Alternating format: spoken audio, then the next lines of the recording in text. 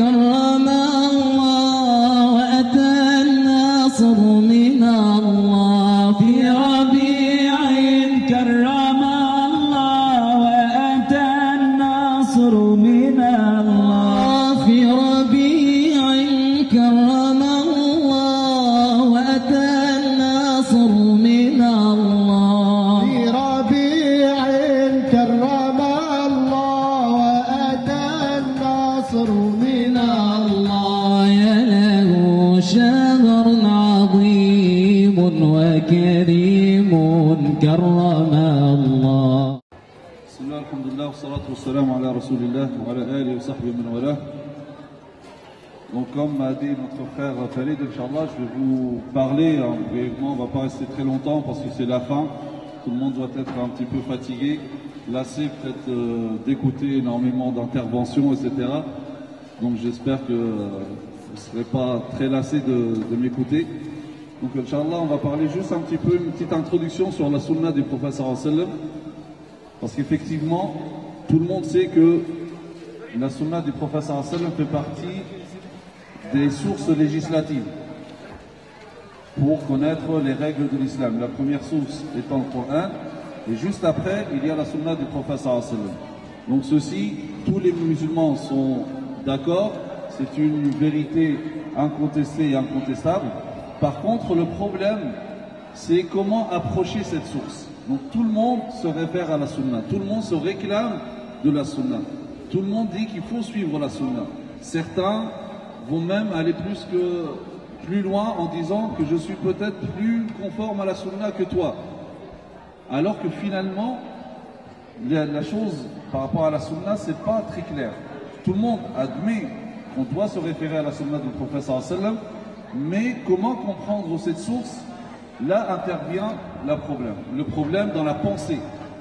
Donc le problème par rapport à la sunna du prophète sallallahu alayhi wa sallam, ce n'est pas le fait de l'admettre comme source, mais comment l'appréhender comme source et comment la comprendre. Parce que là, effectivement, des fois, lorsqu'on n'a pas les outils de compréhension de la sunna, en commençant même par la définition, c'est quoi la sunna? Parce que finalement, on parle énormément de la sunna, et finalement, il n'y en a pas beaucoup qui sauraient définir c'est quoi la sunna. Il se peut même que des fois, en discutant avec quelqu'un, lui, il a une définition de la sunna, alors que moi, j'ai une autre conception de la sunna. Et on ne va pas se comprendre. Pourquoi? Parce qu'à la base, on n'a même pas défini de quoi nous parlons. Donc la sunna du prophète sallallahu alayhi wa sallam, donc c'est très important donc, de la définir tout d'abord, et ensuite savoir comment comprendre la sunna du prophète sallallahu alayhi wa sallam. Parce qu'à défaut de cette compréhension, certains pourraient vouloir servir la sunna du prophète sallallahu alayhi wa sallam, mais ils vont finir par la desservir. Sous prétexte d'une fidélité au texte, on va finir par trahir l'esprit du texte. Non pas parce qu'on rejette la sunna, mais parce que j'ai mal compris la sunna du prophète sallallahu alayhi wa sallam. Donc c'est très important de comprendre l'islam d'une manière générale, mais cette source en particulier. Parce qu'effectivement, il y a énormément de problèmes dans la pensée, dans l'appréhension de cette source, parce qu'on ne sait pas de quoi on parle. Donc la sunna, lorsque je vous dis juste une question comme ça banale, c'est quoi pour vous la sunna? Qui pourrait me dire c'est quoi la sunna? C'est suivre le comportement du prophète sallallahu alayhi wa sallam. C'est la pratique, les paroles, les avis,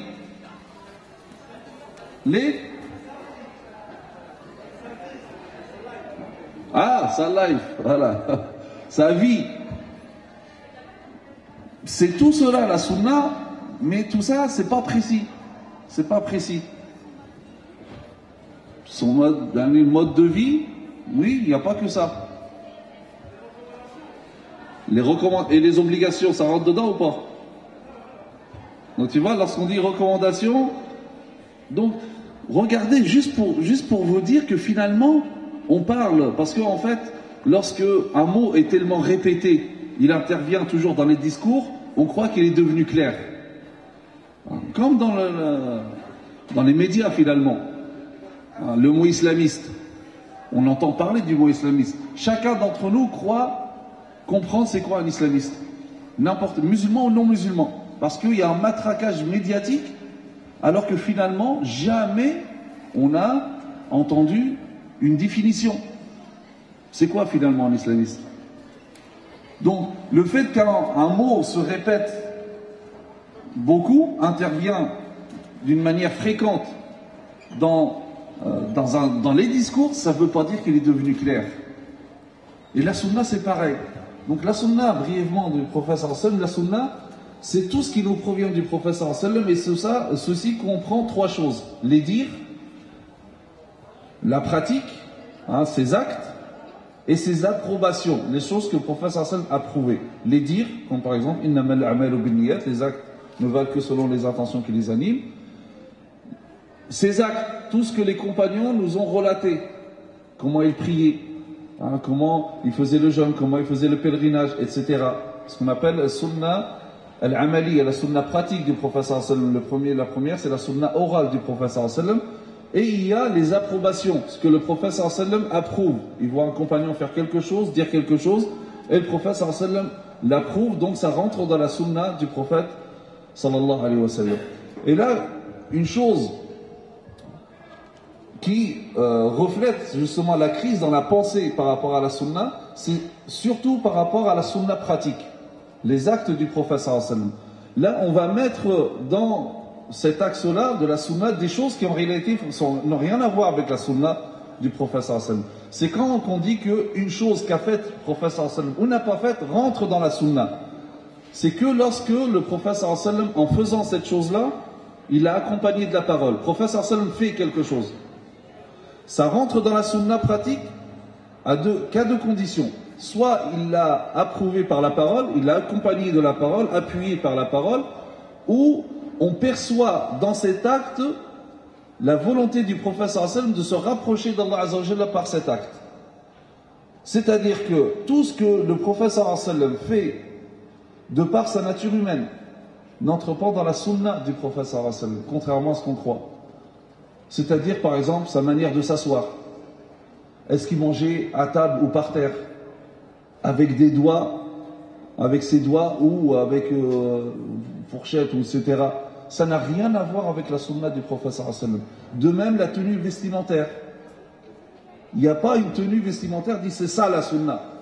Le prophète sallallahu alayhi wa sallam s'habillait comme ça. Ça n'existe pas. Car le prophète sallallahu alayhi wa sallam, en s'habillant, il ne recherchait pas par la forme vestimentaire, le fait de se rapprocher d'Allah azza wa jalla. La tenue vestimentaire, c'est quelque chose qui est lié au contexte. La sunna, tout comme l'islam d'une manière générale, n'a pas apporté une forme vestimentaire, mais une éthique vestimentaire. Il y a une éthique à respecter. Ensuite, la forme des vêtements, ça dépend des contextes. Lorsqu'on est dans un contexte chaud, donc les gens vont s'habiller avec des vêtements amples. Ils vont choisir la blancheur. Ils vont mettre des choses sur la tête pour se protéger, comme les imams, etc.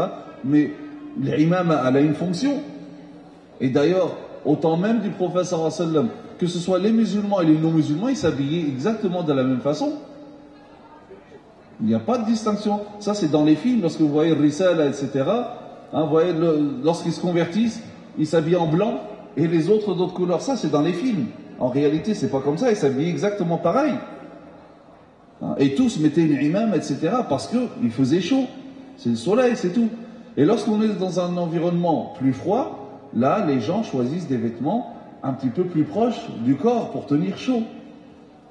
Donc la sunna n'a aucun rapport avec la forme vestimentaire. Elle apporte une éthique. Malheureusement, de nos jours, donc on pense dit tel ou tel vêtement, c'est la sunna du prophète sallallahu alayhi wa sallam. Non, même les premiers musulmans avec le prophète sallallahu alayhi wa sallam ne s'habillaient pas de la même façon. Les gens de la Mecque, donc le muhajiroun, ceux qui ont émigré à Médine, ils s'habillaient d'une manière très simple. Un izar, un tissu autour de la taille, un tissu au-dessus, rida, et c'était très simple. Ils ne connaissaient pas ce qu'on appelle al-makhit. Al-makhit, c'est un vêtement donc, qui épouse les formes des membres, les bras, le corps, etc. Les Mécois, ils ne mettaient pas ça. Les Mécois, les muhajiroun, donc les premiers musulmans arrivés à Médine, ils voient les Médinois s'habiller autrement. C'est qui ici la sunna? C'est les Mécois ou les Médinois? C'est différent pourtant. Et les deux, c'est des compagnons du prophète sallallahu alayhi wa sallam. Pourtant, ils s'habillaient différemment. Finalement, c'est ni l'un ni l'autre ou les deux à la fois. Ni l'un ni l'autre, c'est-à-dire que, parce que le prophète sallallahu alayhi wa sallam n'a pas apporté une forme. On dit voilà, il faut s'habiller ça, il faut mettre ça, ça, et c'est ça la sunna. Non, ça n'existe pas. Donc, et les deux respectés parce que tous les deux, même si les vêtements des Mécois étaient différents des Médinois, les deux respectaient la norme, hein, l'éthique vestimentaire musulmane. Donc imaginons aujourd'hui si je me ramène avec un izar autour de la taille, izar, un tissu autour de la taille. Je vous dis ça, c'est la sunna?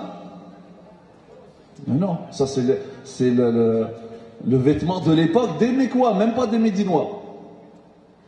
Donc pour vous dire que ce que fait le prophète sallallahu alayhi wa sallam, de par sa nature humaine, il ne l'a pas appuyé par la parole et on ne perçoit pas le sens de se rapprocher d'Allah Azza wa Jalla. Le prophète sallallahu alayhi wa sallam mettait telle ou telle chose, c'est pas dans le sens de se rapprocher d'Allah Azza wa Jalla. Et on tombe dans des erreurs lorsque on confond certains hadiths qui partent d'une description du prophète sallallahu alayhi wa sallam et avec la sunna. Il y a des hadiths, c'est uniquement une description. Voilà comment était le prophète sallallahu alayhi wa sallam. Description physique, ses cheveux longs, etc. Mais il avait les cheveux longs, c'est pas pour se rapprocher d'Allah Azza wa Jalla, c'était une habitude en Arabie. Et certains vont lire ça et vont dire ah bah donc la sunna c'est d'avoir des cheveux longs, il se laisse les cheveux longs. Non, ça n'a rien à voir avec la sunna du prophète sallallahu alayhi wa sallam. Il aimait tel ou tel vêtement, telle ou telle couleur. Ça c'est une description du prophète sallallahu alayhi wa sallam. Et là le prophète sallallahu alayhi wa sallam n'attend pas de nous de le suivre dans cela.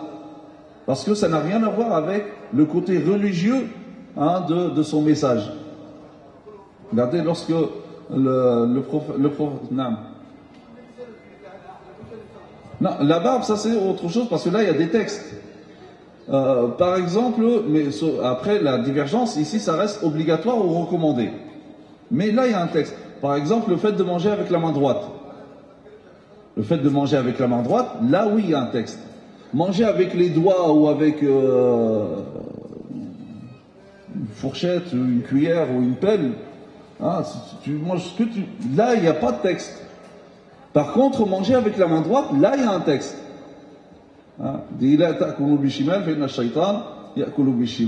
ne mangez pas avec la main gauche parce que c'est shaitan qui mange avec... Là, il y a un texte. Du coup, maintenant, manger avec la main droite, ça rentre dans la sunna du prophète sallallahu alayhi wa sallam. Parce qu'il y a un texte. Sinon, après, manger à table ou par terre, la façon de s'asseoir pour manger, etc., ça n'a rien à voir avec la sunna du prophète sallallahu alayhi wa sallam. Et ça, c'est des choses vraiment très importantes parce que, normalement, ça paraît banal. Mais de nos jours, il y a énormément, des fois, de malentendus, de conflits même entre des personnes juste par rapport à ça. Est-ce que ma tenue, c'est ça la sunna ou pas? Non, la sunna c'est qamis, non, la sunna c'est jilbab, non, kada. Il n'y a ni qamis, ni jilbab, ni rien du tout. C'est une éthique vestimentaire. On respecte la norme, la forme, elle est liée au contexte et aux traditions, taqalid des gens. Ça n'a rien à voir avec la sunna du prophète sallallahu alayhi wa sallam. Donc ça c'est déjà très important pour approcher cette source. Parce que, comme je vous ai dit, tout le monde reconnaît la sunna, tout le monde dit, c'est même obligatoire de suivre la sunna du prophète sallallahu alayhi wa sallam. Mais encore faut-il être d'accord, qu'est-ce qu'on veut dire par la sunna du prophète sallallahu alayhi wa sallam? Parce que la sunna du prophète sallallahu alayhi wa sallam, le terme sunna veut dire aussi littéralement uniquement la voie. Qu'elle soit bonne ou mauvaise, et le prophète sallallahu alayhi wa sallam, des fois il utilise ce mot-là dans ce sens-là. Comme par exemple, celui qui se détourne de ma sunna ne fait pas partie des miens. Qu'est-ce qu'on comprend de ce hadith-là? Celui qui se détourne de ma sunna ne fait pas partie des miens. C'est que suivre la sunna, c'est une obligation. Sinon, s'il ne suit pas la sunna, il n'est pas musulman. C'est ça. Et là, je vous dis par exemple, la prière de witr, l'unité de prière qu'on fait dans la nuit, c'est quoi son statut? Notre statut, est-ce que c'est obligatoire ou recommandé? C'est rogatoire, recommandé. Mais là, je vous dis, Mais non, le witr, ça fait partie de la sunna du prophète sallallahu alayhi wa sallam, n'est-ce pas? Oui ou non? Oui. Et le prophète sallallahu alayhi wa sallam dit, celui qui se détourne de ma sunna ne fait pas partie des miens. Donc du coup, je suis en train de dire que le witr, il est comment? Obligatoire. Ouais, là, comment ça? Alors que dans le fiqh, je vais dire, ben non, il est recommandé.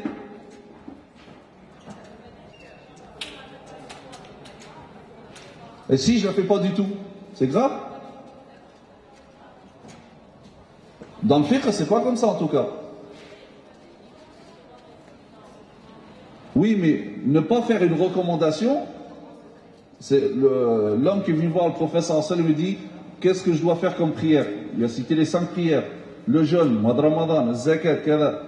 Et à la fin, il lui dit au prophète, je m'engage à ne faire que ça et je ne ferai rien d'autre. Le prophète sallallahu alayhi wa sallam dit, celui-là, il ira au paradis s'il est sincère. 5 prières, il se contente que de ça.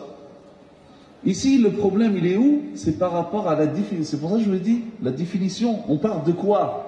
C'est quoi la sunna? Parce que dans le hadith, la sunna, elle est au sens de la voie, pas dans le sens de recommander ou pas. Recommander ou pas, ça c'est la définition de l'fiqh.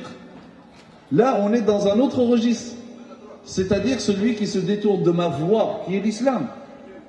Hein? Ça, ce hadith-là, le professeur Sallam, il l'a dit lorsque les 3 personnes qui sont venues voir Aïcha radhiyallahu anha pour lui demander comment il était le professeur Sallam chez lui, comment il adorait Allah Azza wa Jalla. Une fois qu'Aïcha leur a expliqué, ils ont vu que finalement, c'est pas énorme, ils s'attendaient à beaucoup plus. Et là, l'un d'entre eux dit, quant à moi, je vais prier toute la nuit, sans dormir. L'autre dit, quant à moi, je vais jeûner tous les jours, sans interruption. Le troisième dit, quant à moi, je ne vais pas, jamais je vais me marier. Je vais me consacrer à l'adoration d'Allah Azza wa Jalla. Le prophète sallam, lorsqu'il a été mis au courant, il va aller voir, il dit, sachez que je suis le plus pieux d'entre vous, car je suis le messager de Dieu. Quant à moi, je prie une partie de la nuit et je dors une partie. Je jeûne quelques jours et j'arrête de jeûner quelques jours. Et j'épouse les femmes. Et là, il dit, quiconque se détourne de ma sunna ne fait pas partie des miens. Il y a un quiconque se détourne de ma voie, la voie de l'équilibre, ne fait pas partie des miens. Donc, regardez, ça n'a rien à voir avec le witr.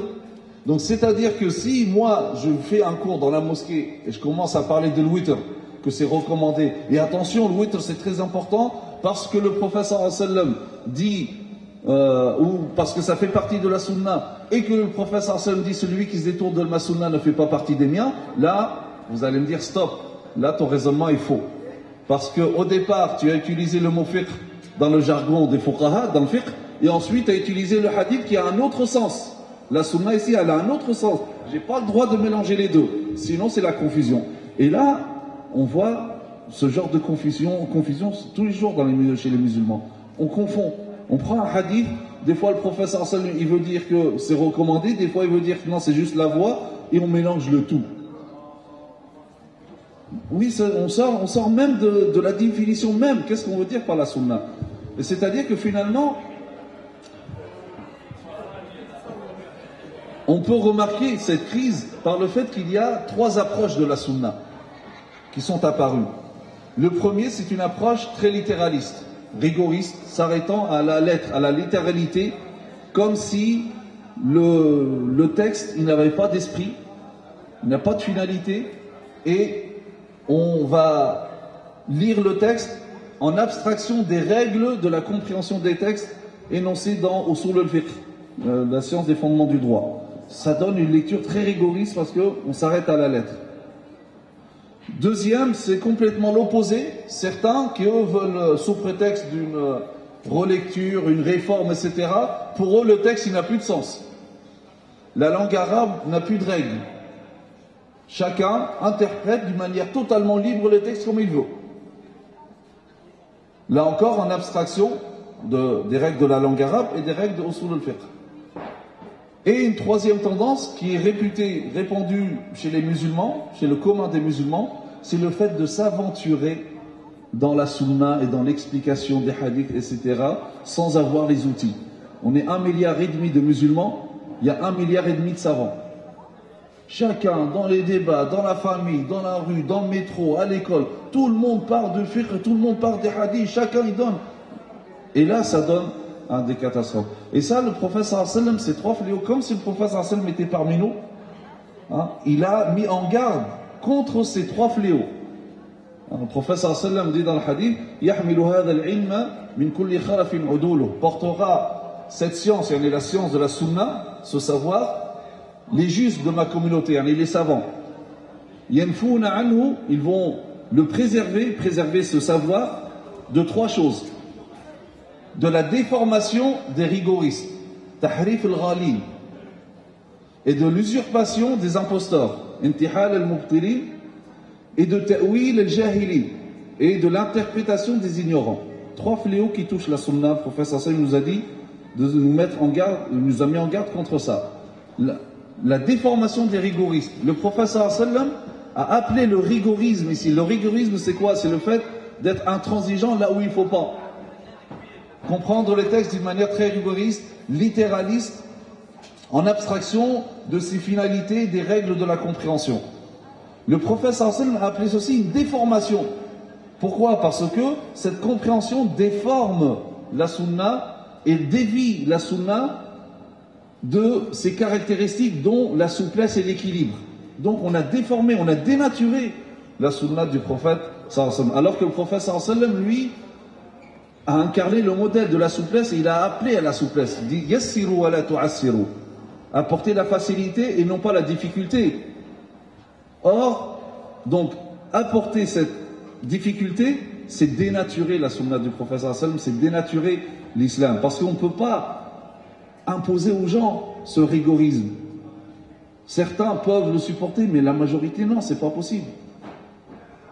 Donc, le prophète sallallahu alayhi wa sallam nous met en garde contre cela. Deuxièmement, de l'usurpation des imposteurs. Bien sûr, il y a eu dans l'histoire de la sunna du prophète sallallahu alayhi wa sallam des gens qui ont voulu introduire ce qui ne fait pas partie de la sunna, déformer les propos du prophète sallallahu alayhi wa sallam, inventer même des propos et les imputer au prophète sallallahu alayhi wa sallam. Alhamdulillah, les savants, ils ont fait un travail énorme et ils distinguent entre le vrai et le faux dans la sunna du prophète sallallahu alayhi wa sallam.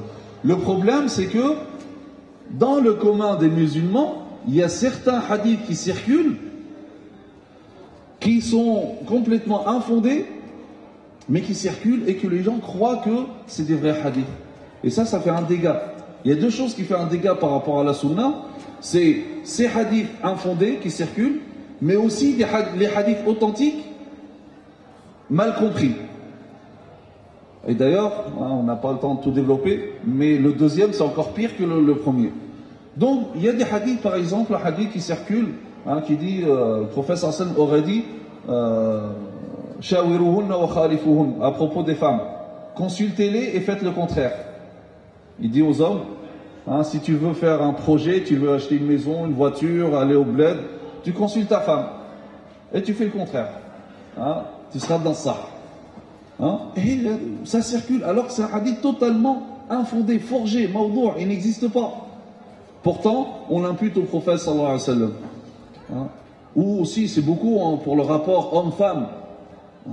Certains disent, le mieux c'est que la femme ne voit pas, la femme ne voit pas l'homme, l'homme ne voit pas la femme. Deux mondes en parallèle. Comment ça va se joindre, comment ils vont se marier, Allahu a'lam. C'est deux mondes en parallèle. Chacun ne voit pas l'autre.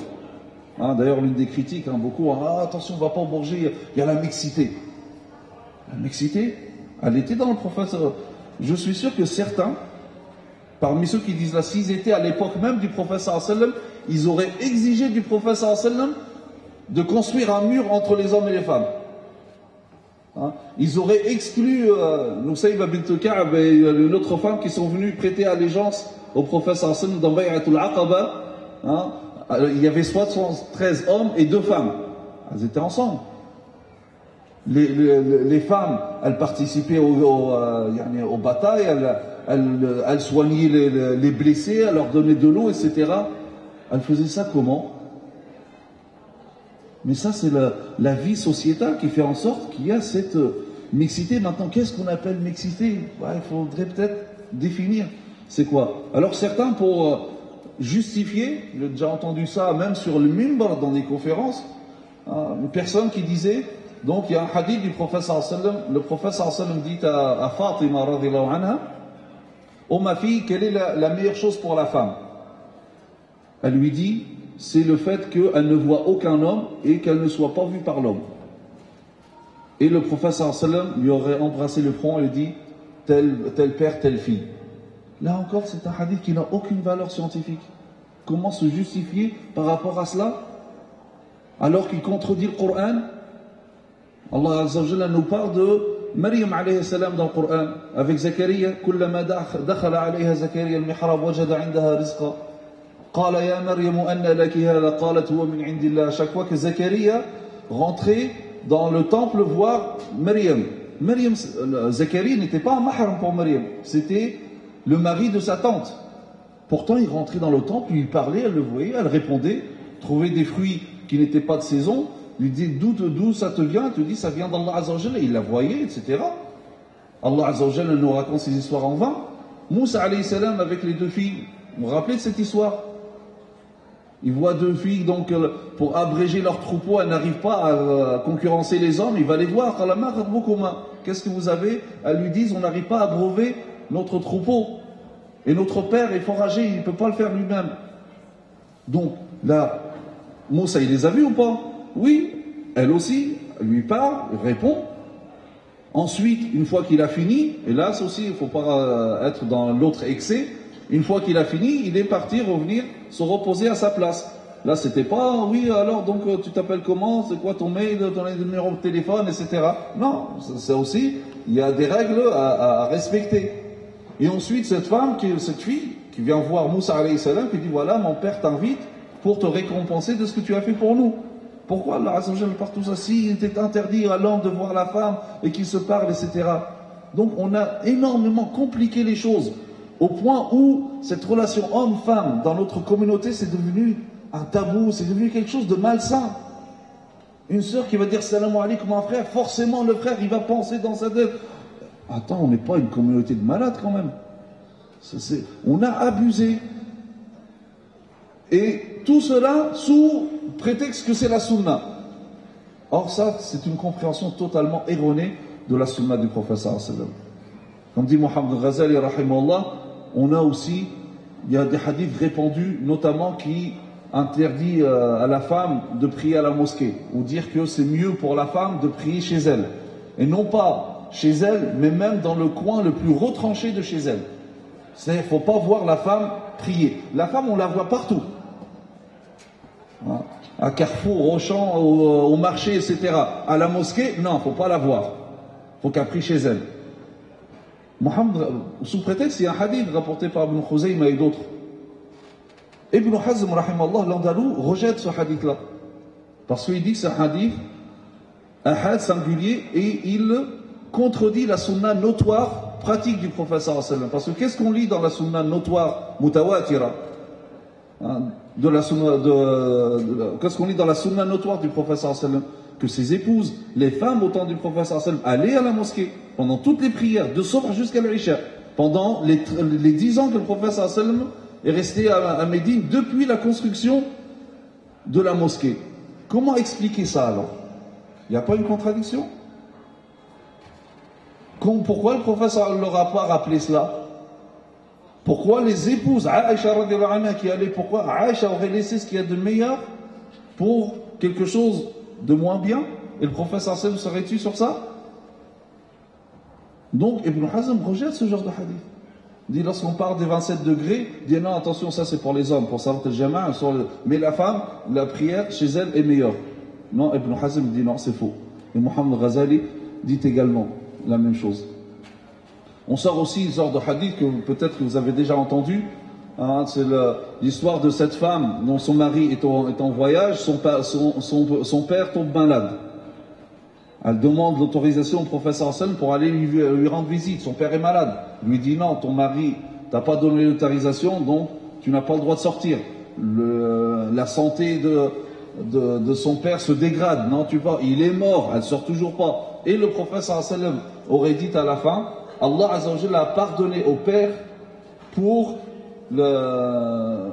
l'obéissance de cette femme envers son mari. Vous avez entendu ce genre de hadith? Hein? C'est un hadith totalement forgé, il n'existe pas, il n'a aucune valeur. Pourtant, on le cite, etc. Hein, j'avais entendu comme ça quelqu'un sur le même en train de citer, et cette personne regrettait le temps où la femme ne sortait que pour 3 ou à 3 occasions. Première sortie du ventre de sa mère au monde. Première sortie, alhamdoulilah, on lui a permis cette sortie, c'est déjà pas mal. Hein? Deuxième sortie, de chez ses parents, chez son père, à son mari. Hein, chez son mari. Troisième sortie, de chez son mari, au cimetière, à la tombe. Hein, 3 sorties. D'où c'est sorti? Après, on a inventé des choses. La voix de la femme, c'est une awra. Faut pas que la femme s'exprime devant des hommes. Qui a dit ça? Lorsque Omar radhiyallahu anhu, sur le minbar, dans la mosquée du prophète sallallahu alayhi wa sallam, veut limiter la dot. Une femme se lève devant tout le monde et lui dit Omar, ça t'appartient pas. C'est le calife. Allah azza wa jalla dit وَإِنْ أَرَدْتُمْ اسْتِبْدَالَ زَوْجٍ مَكَانَ زَوْجٍ وَآتَيْتُمْ إِحْدَاهُنَّ قِنْطَارًا فَلَا تَأْخُذُوا مِنْهُ شَيْئًا.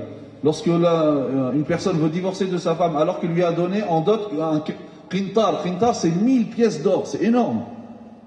Il n'a pas le droit, il n'a le droit de reprendre rien du tout. Donc il lui dit, si Allah il part d'un qintar, de quel droit toi tu vas baisser? Omar, qu'est-ce qu'il lui dit? Oh femme, tais-toi, assis-toi, tu n'as pas le droit de parler.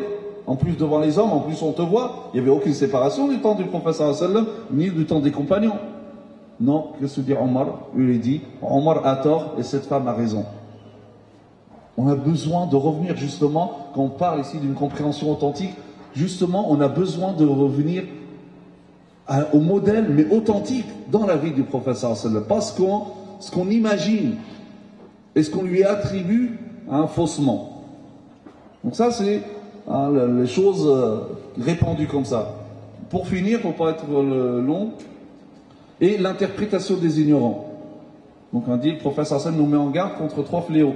Déformation des rigoristes, l'usurpation des imposteurs, on en a parlé, et l'interprétation des ignorants. Interprétation des ignorants, ça regroupe deux courants, si on veut dire. Le premier, donc, c'est le courant littéraliste, extrêmement littéraliste, qui lit le texte et s'arrête à la littéralité du texte. Il a une compréhension lexicale du texte. C'est comme si le texte était un corps sans esprit. Au point, par exemple, un exemple, Zakat al-Fitr, par exemple, certains le comprendre, et là ils vont comprendre le texte en abstraction des finalités. Lorsque le prophète sallallahu alayhi wa sallam prescrit quelque chose, il vise toujours quelque chose, ce qu'on appelle maqasid sharia, des finalités de la législation. Certains, pour eux, la Zakat al-Fitr, ça arrive, ça revient chaque année, la Zakat à la fin de Ramadan. Dans les textes, effectivement, le prophète sallallahu alayhi wa sallam a dit de la sortie sous forme d'un sa'. Ça, c'est 4 mots comme ça. De dattes, d'orge, de blé, ou de raisin sec, ou de ce qu'on appelait al-aqid, c'est une sorte de fromage asséché. Certains disent donc il faut donner la zakat sous cette forme-là. Des fois, les gens ramènent au jour de zakat al-fitr des sacs de semoule, de blé, etc. Ils disent, tiens, la zakat. Ils disent, mais je vais en faire quoi? Je vais la donner à qui?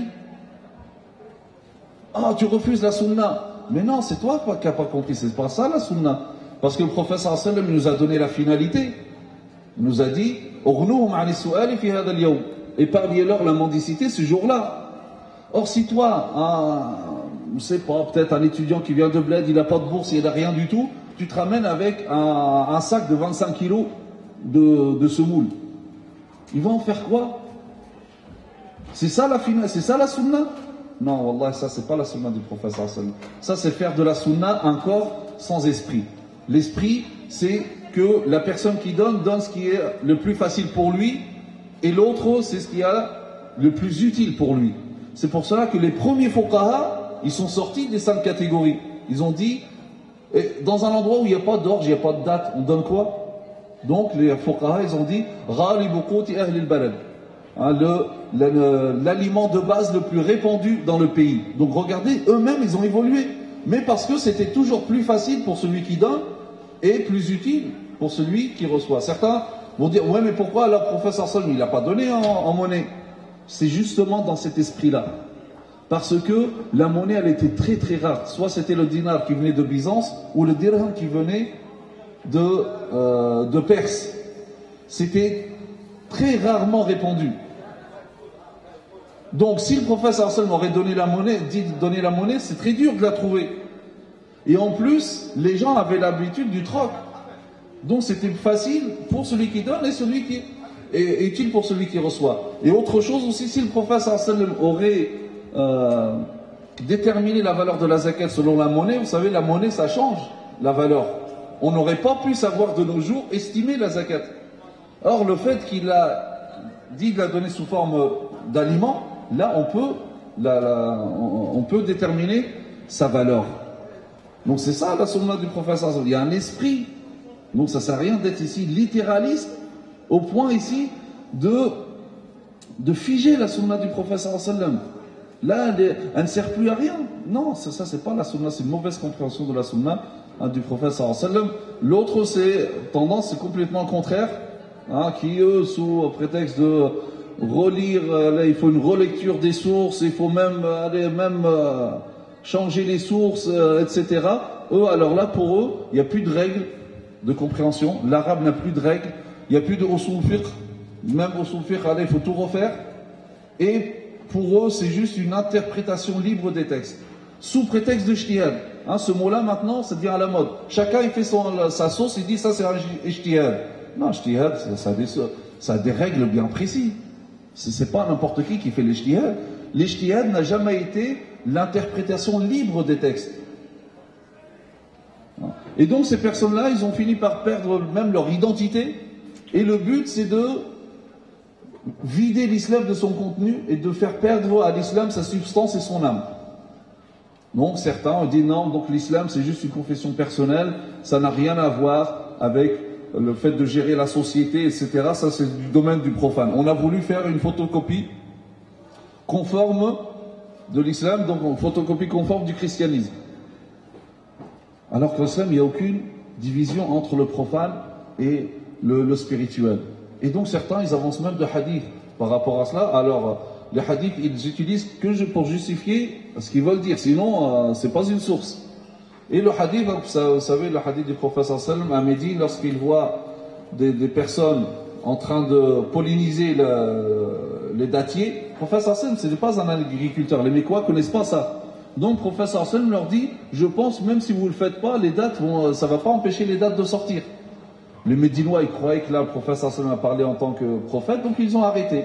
La collecte était catastrophique. Là, ils ont été voir le prophète sallallahu alayhi wa sallam. Le prophète, il nous a dit de ne pas le faire. La récolte, elle est catastrophique. Et là, il leur dit, mais moi, je ne suis pas agriculteur. Vous êtes plus spécialiste dans votre domaine que moi. Certains, ils ont pris ce hadith-là, dit, voilà, vous êtes plus savant par rapport à votre monde que moi. Donc, le prophète sallallahu alayhi wa sallam n'a rien à voir avec ce monde-là, et l'islam n'a rien à voir avec le profane. Non, il faut remettre la chose dans son contexte. Le prophète sallallahu alayhi wa sallam parlait par rapport à cela uniquement. C'est pas le fait que l'islam n'a rien à voir avec le profane.